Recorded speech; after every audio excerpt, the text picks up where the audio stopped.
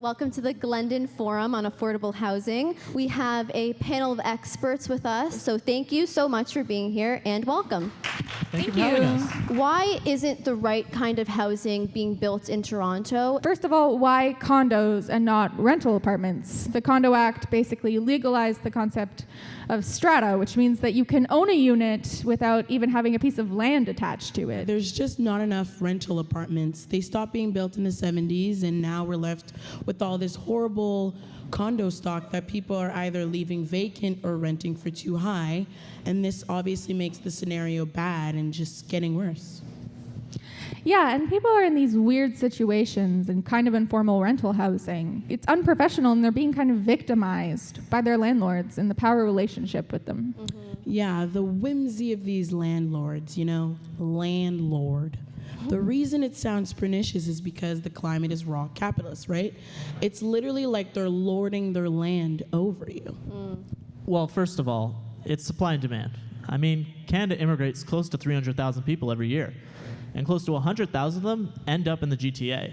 And they're not making more land, right? And when you just pack more people into the same area, you're going to drive up the price of the places where people can put their beds and tables and chairs. And when you drive up the high end of the real estate market, you're going to have people fall out of the high end into the mid-range market, which inflates.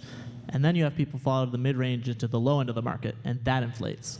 And on the lower end, it's a question of what's available. And on the higher end, it's bidding wars for rental units. It's literally a neoliberal nightmare out there. People who are already privileged are able to find a home because they're leveraging family wealth. And to a lesser extent, I was a beneficiary of that, like many families. It also has to do with underlying assumptions of capitalism and, I don't know, what we like to call racial capitalism and settler colonialism that underpin these ideas that you can own land and that you can profit from it and that it's not a common good. Well, Canada has an immigration scheme, as you know, that prioritizes high value and high earning power immigrants. I don't think it's racist to point out that it's a product of that immigration scheme. Pardon me, I'm about to say patriarchy and white supremacy. But my neighborhood is all people of color, obviously racialized people, new Canadians, women, refugees, all people that are exponentially more vulnerable. If any people want to share their stories, preferably people like students of Glendon, don't be shy, come up. Yes, please come to the mic. Residence is so expensive.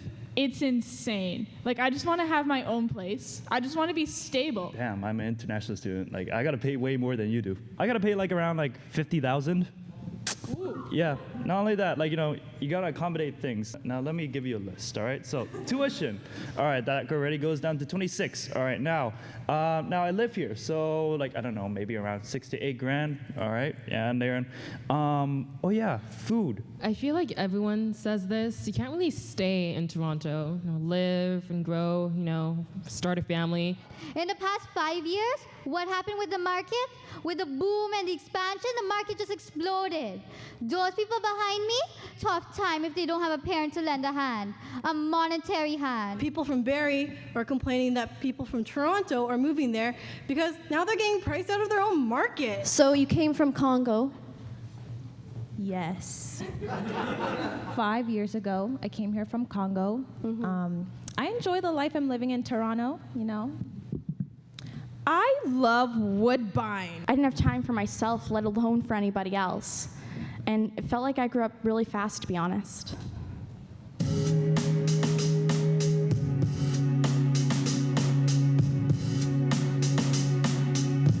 I tried to drink it away.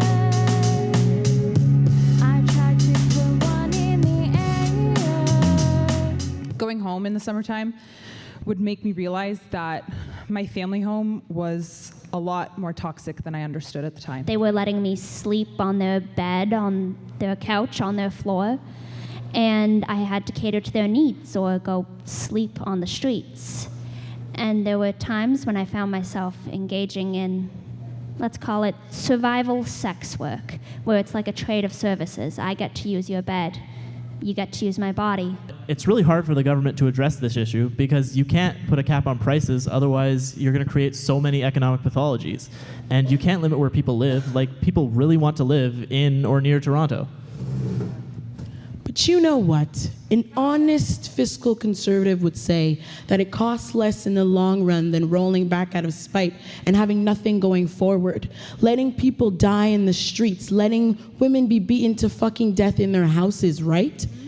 They obviously don't care about LGBTQ communities. They don't care about black people. They don't care about brown people. They don't care about women, refugees, indigenous people. They don't care about us because they don't have any plans to do anything because they don't want to. Toronto at our feet, and all of those that we greet. It's unknown history of all the treaties we have breached. To the daughters that we preach, of the slaughter that has seeped into the water that we drink. It's really got to make you think. Our story begins in a downtown Toronto apartment, where 4 roommates attempt to live with each other under differing circumstances. These are our heroes. Hi, I'm Bill. I'm a psychology major, and I also work nights at a bar. And I live over here in the living room, divided by some curtains. I don't get a lot of privacy.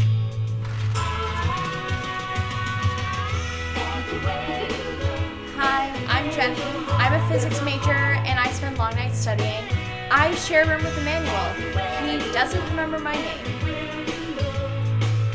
Hi, I'm Emmanuel. I'm a school dropout and an aspiring punk artist! I just need peace and quiet to practice my house. And I'm Matilda. I'm a film major and an aspiring influencer. I live over here in the big room, and I don't actually know why everybody's always mad. Okay, bye! Not again. Oh no, not again.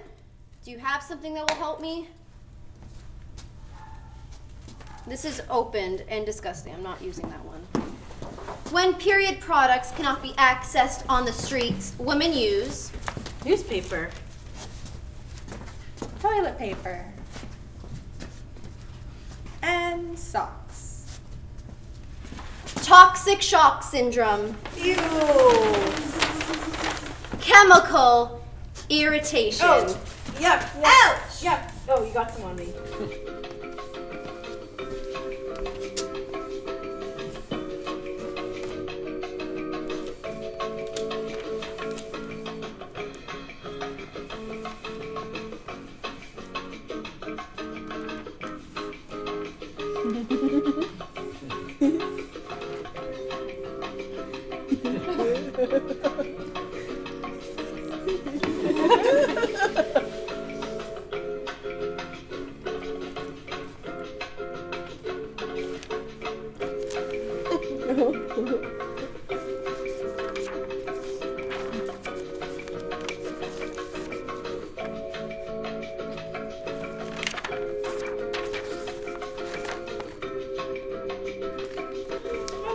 Here. He says my rent has been increased by $4,000. Can you count to 4,000?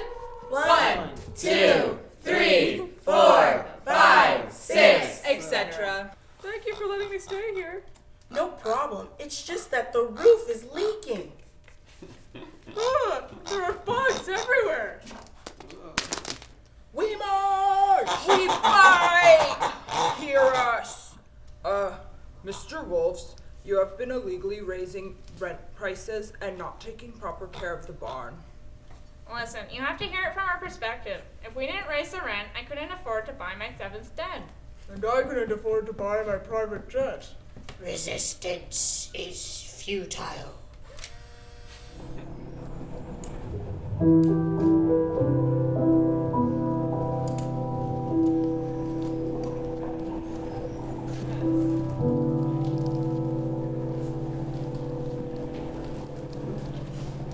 How can we not want everyone to have a home? Home, to me, is something you can build yourself.